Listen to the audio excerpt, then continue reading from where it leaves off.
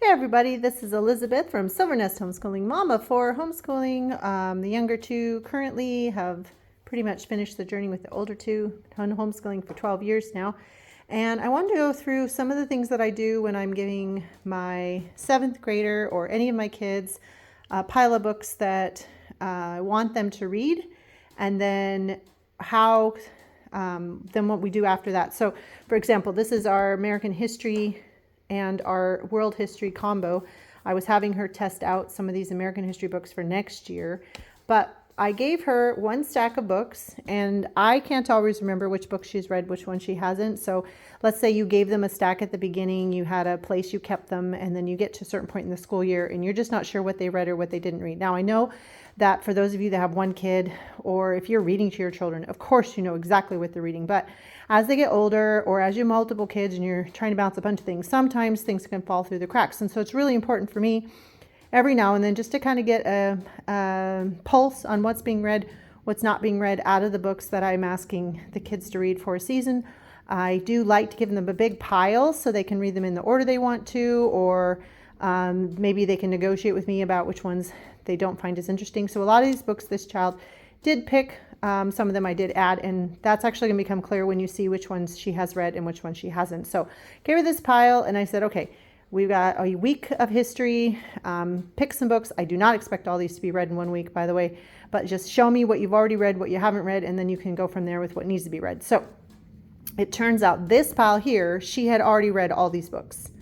And again, I have 4 kids, so sometimes I get confused on which kid has read what. And then this pile is the pile of books that she has yet to read. So she had already read The Journal of William Thomas Emerson. She had already read Spy for the Night Raiders.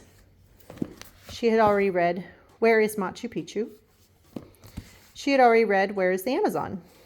She already read The Corn Grows Ripe. Lord Jim, which is a kind of a comic book. She said she's already read Super Grammar. I'm going to double check on this one because it is possible that I had her read it last year, but it's not something I usually give to my kids in 6th grade. So I'm just going to double check with this one, but it is possible that she has read this because she does love comic books. She's also read The Aztec Empire, The Aztecs, which is the See-Through series, See-Through History, which I thought she hadn't got to these, but apparently she already had. Apparently in a future year, she's already read The Pirate's Handbook. And this year also we bought this new, The Incas, but apparently she has already grabbed it and read it when I didn't realize it. So now what we have left is Adam of the Road, which would have been from our, obviously Middle Ages season. And this one I did start reading to her, and she just hasn't really gotten into it yet, but we're gonna make sure this is finished by the end of the year. She also hasn't read The Huguenot Garden, which is super plain cover, but basically is talking about France and the Huguenots in France leaving. And it is a simpler story than her age level, so it won't be super hard read for her. But since she's taking French and world history, we will make sure to read this one too. This one is very simple, Build Me a Home. I picked it up for free somewhere because I wanted her to practice. Sometimes she says she struggles with reading cursive. Then as soon as I handed her this book, she says she doesn't. But I thought it'd be good for her just to get some practice with reading some more cursive. So it's not going to take her very long.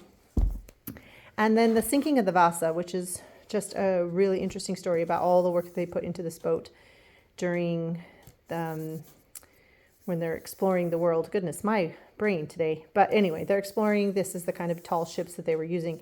As soon as they finished this marvel, it sank.